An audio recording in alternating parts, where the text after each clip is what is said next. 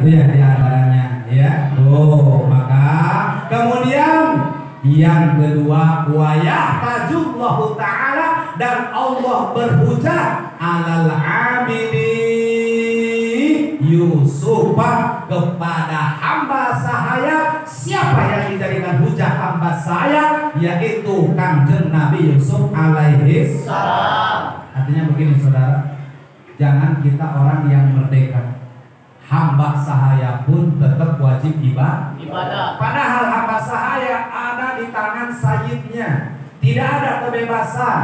Dia sudah dibeli menjadi perbudakan, tetap budak wajib ibadah. Apalagi kita yang bukan hamba sahaya. Jadi ketika ada hamba sahaya ditanya oleh Allah, kenapa kamu tidak ibadah? Dia jawab, karena saya sibuk mengabdi kepada sayyid saya, kepada orang yang saya ngebujang kepadanya. Artinya yang pemilik saya, karena dia amat. Saya tidak keburu ibadah karena saya sibuk jadi khodam, menjadi pembantu terhadap sayyid saya, juragan saya. Tetapi Allah Subhanahu wa ta'ala mengeluarkan hujah. Siapa yang menjadi hujah? Nabi Yusuf alaihi salam. Tuh, ka'ayyakula lahum lima taraktumul ibadah fa inna qalu nahnu mas'uluna bi hikmati sadaqi. Itu tadi jawaban. Kami tidak keburu ibadah lantaran kami sibuk mengatur kepada sayyid dan sayyidah. Kata Allah, seorang hamba sahaya bukan cuma kalian. Kalian tidak ada apa-apanya dibandingkan dengan penderitaan Nabi Yusuf alaihi salam. Nabi Yusuf dikucilkan oleh kakak-kakaknya, yang padahal kakak-kakaknya semua adalah anak dari Nabi Yakub alaihi salam. Karena Nabi Yakub punya istrinya 4, satu istri anaknya 3. Masing-masing istri punya anak 3, 4 kali 3 12 berarti anak Nabi Yakub jumlahnya 12. Di antara salah satu yang 12 namanya Nabi Yusuf alaihi salam. Sampai Nabi Yusuf diculik oleh kakak-kakaknya. Diculik oleh kakak-kakaknya yang mereka tidak suka kepada Yusuf. Akhirnya Nabi Yusuf dibuka bajunya, dibuka celananya, ditelanjangin, lalu dikasih darah-darah hewan bajunya. Buat alasan ke bapaknya kalau Yusuf dimakan hewan buas. Padahal dikuclungin ke dalam sumur. Dikuclungin ke dalam sumur Nabi Yusuf oleh abang-abangnya. Sehingga begitu datang musafir dalam keadaan haus, dia melihat ada sumur, lalu dia berusaha untuk mencari air di sumur itu. Ternyata di dalam sumur terdapat Nabi Yusuf alaihi salam. Begitu dierek Nabi Yusuf, oh kirain apa ini harta karun berat. Di dalam timba, begitu nongol orang yang paling ganteng sedunia. Siapa dia? Nabi Yusuf alaihi salam. Mungkin saudara sering dengar tentang bagaimana bentuk dan rupanya wajah Nabi Yusuf. Sering di dalam ayat, Nabi Yusuf ganteng, dia bersembahyang. Nabi Yusuf ganteng, dia bersembahyang. Nabi Yusuf anu kasep, anu ganteng, masih mau sembahyang sholat. Urang jelema goreng dan sholat tolong. Ya Allah ya Rabbi. Eta doang salah-salah urang. Cak urang sia Nabi Yusuf anu kasep sholat, ai sia anu goreng teu sholat. Siti Fatimah cantik sholat. Ai urang loba awewe geulis goreng tapi teu daek sholat. Masya Allah, rugilah kita kalau sampai berani meninggalkan ibadah karena bekal buat di akhirat. Tergantung ibadah dan tidaknya hidup di alam dunia. Ini namanya nasihat dari agama. Ad-dinu nasihatun. Agama melahirkan sebuah nasihat, dan nasihat itu objeknya adalah kita manusia, bukan kambing, bukan hewan. Karena hewan tidak perlu jadi objek. Kenapa? Karena hewan tidak memiliki akal dan pikir. itu seandainya kerbau dikasih akal, nges mau sajadah ka masjid gitu. Seandainya kambing diberi akal, waduh nges meliwani mor kakula tuh jangan diambil waktu dia sholat Ustaz. Lantaran dia hewan tidak diberi akal, makanya tidak ada kewajiban itu ya. Ternyata Nabi Yusuf ganteng ini dijual oleh para musafir ke penggawa-penggawa kerajaan Mesir. Begitu dijual ke Perdana Menteri Mesir, begitu sampai di Mesir, istri-istri pejabat Mesir semua pada jatuh cinta kepada Nabi Yusuf. Bukan Nabi Yusuf yang merayu, bukan Nabi Yusuf yang menggoda, justru mereka wanita-wanita Mesir yang menggoda kepada Nabi Yusuf. Tetapi Nabi Yusuf tidak tergoda. Walaupun dibujuk, dirayu, diusap-usap, dibelai, menolak Nabi Yusuf. Moal, lalu kurang mah tadi lagi nggak boleh serangan. Tadi ajak diajak kurang. Gitu, iya. Maka oleh karena itulah ini luar biasa. Walaupun dia seorang hamba sahaya budak kata Allah, tapi dalam hal ingat kepada Allah, dalam hal taat tidak terhalang oleh perbudakan. Itu, iya.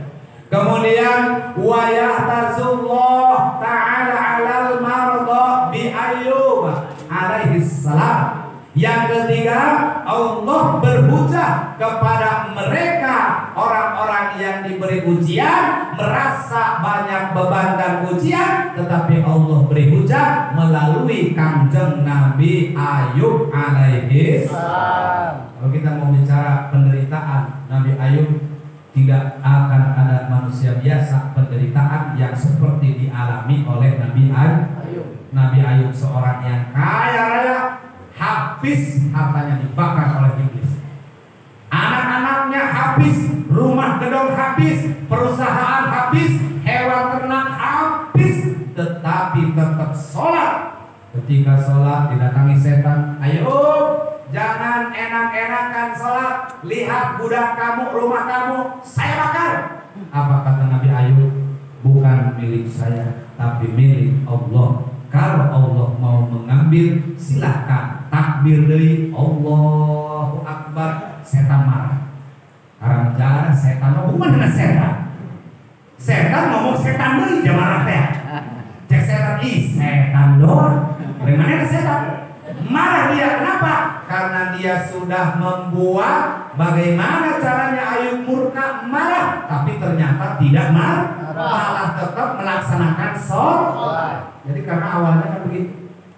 Malaikat semua memuji akan Nabi Ayub alaihi salam. Lalu Allah Subhanahu wa taala mengatakan kepada malaikat, "Wahai malaikat, kalian tidak tahu sesungguhnya Ayub akan aku uji dengan rusak jasad dan hartanya, tetapi tidak untuk hatinya." Setan datang kepada Allah, minta izin, "Ya Allah, aku minta izin, izinkan aku menggoda hambamu.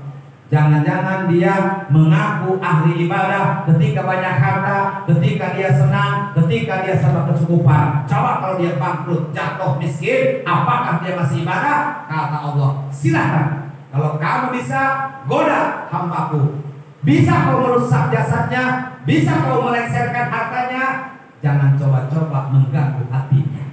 Maka oleh karena itu setan selalu ngumpul dan mendatangi Nabi Ayub alaihi salam. Jadi ketika Nabi Ayub sedang melaksanakan sholat, dipanggil oleh setan, "Hei Ayub, anakmu mati, istrimu mati, pabrikmu kebakar." Apa kata Ayub?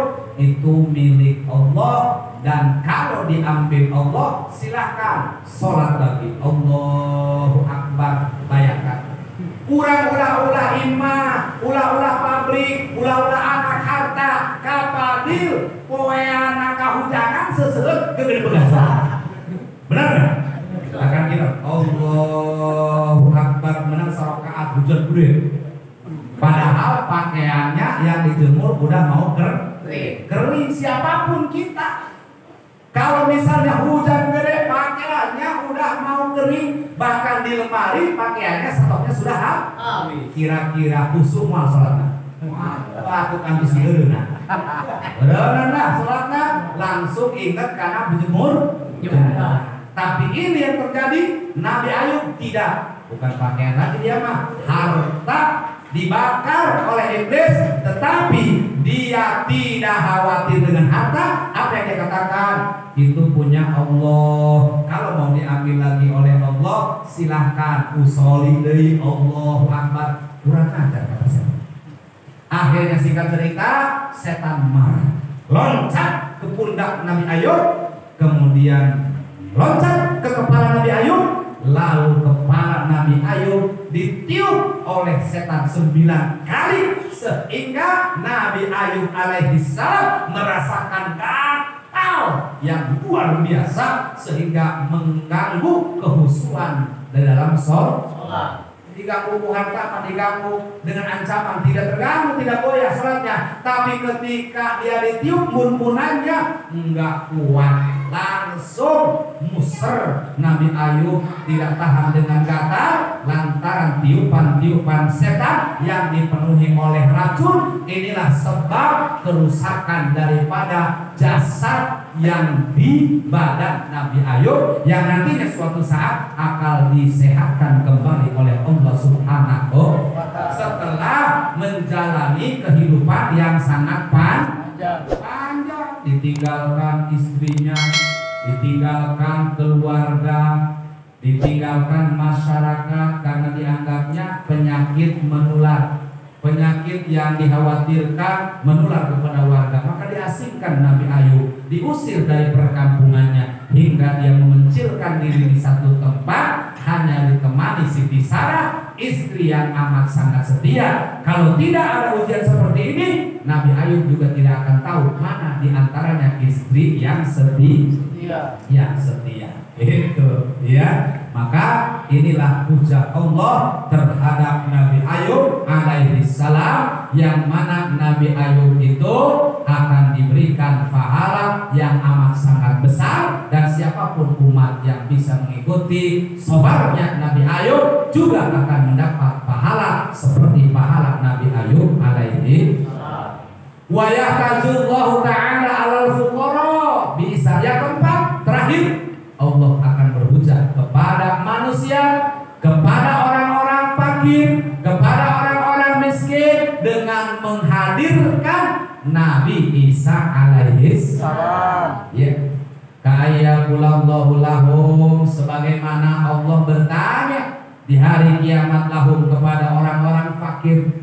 Apa kata Allah? Lima taraktumul ibadah. Hei orang fakir, kenapa kalian tidak mau ibadah? Kenapa kalian berani meninggalkan ibadah? Fa'inaqom, maka mereka menjawab, nahnu masguluna bimasyaqatil fakri. Itu jawaban mereka. Nahnu masguluna bimasyaqatil fakri. Kalau bahasa kita begini, ya Allah, bagaimana kami mau ibadah? Kami ini orang susah. Kami ini tidak punya tempat yang mewah, tidak punya banyak uang, tidak punya mobil mewah. Kami ini orang miskin, ya Allah. Ketika saya mau wudu, mau sholat, istri ngomong, Pak, beas habis. Jadi di sholat baru juga mau ngaji, ada ilu jeung ka Adil jeung ka Entus karake. Pamajikan ngomong, Pak, listrik beak pulsana. Eureun deui. Ketika saya mau ibadah, anak nangis minta jajan. Akhirnya selalu disibukkan dengan kesusahan. Masya Allah, sehingga Allah berhujah kepada orang fakir. Hai fuqara, kamu mengaku orang fakir. Saya tanya kamu, kata Allah, kamu punya istri? Punya anak? Punya rumah? Tidak, ngontrak. Bagus, saya bukan seperti kakek. Kamu punya mertua? Punya. Ibu ibu bapak punya, saudara punya. Kata Allah, kamu tidak layak ngaku sebagai orang miskin. Yang berhak mengaku orang miskin hambaku. Siapa? Isa alaihi salam. Kenapa mengaku orang miskin? Isa tidak punya bapak, tidak punya ibu, tidak punya kakak, tidak punya adik, tidak punya paman, tidak ada uang, tidak ada harta, tidak ada rumah. Baju pun hanya yang ada di jalan, dan dia hidupnya hanya berputar-putar di kolong langit dan berpijak di atas permukaan bumi. Jadi seperti lagu Oma. Langit sebagai atap rumahku dan bumi sebagai lantainya, hidupku menyusuri jalan. Seperti gitu tuh, bisa nggak? Ngomong bahasa. Seperti itu kira-kira. Maka kata Allah, inilah yang berhak ngaku orang susah mah Isa. Jangankan harta benda, tempat tinggal pun tidak punya. Tetapi Isa walaupun posisi miskin tak pernah lupa kepadaku, tak pernah meninggalkan aku, tak pernah dia maksiat kepadaku, padahal dia orang yang paling fakir di alam dunia. Jadi inilah saudara-saudara, artinya kenapa saya membahas ini. Tidak akan ada pembelaan di akhirat buat kita ketika kita ngaku sibuk karena banyak harta. Sebaliknya, tidak akan menjadi pembelaan buat kita karena mengaku sebagai orang susah, sehingga karena susah meninggalkan ibadah. Artinya susah senang, miskin kaya, semua punya kewajiban di hadapan Allah. Dan yang mulia menurut Allah bukan harta dan pangkat, tetapi atqakum, orang-orang yang bertakwa di sisi Allah Subhanahu wa ta'ala. Inilah hadirin jamaah kajian kita yang dapat saya sampaikan pada giliran malam Selasa. Mudah-mudahan ada manfaatnya. Mohon maaf dari segala kehilapan, kesalahan dan kekurangan, karena kata Nabi, kullu bani Adam khata'. Setiap anak Adam manusia tak luput dari kesalahan dan kehilafan. Ini saja. Hadanallahu wa iyyakum ajma'in. Assalamualaikum warahmatullahi wabarakatuh.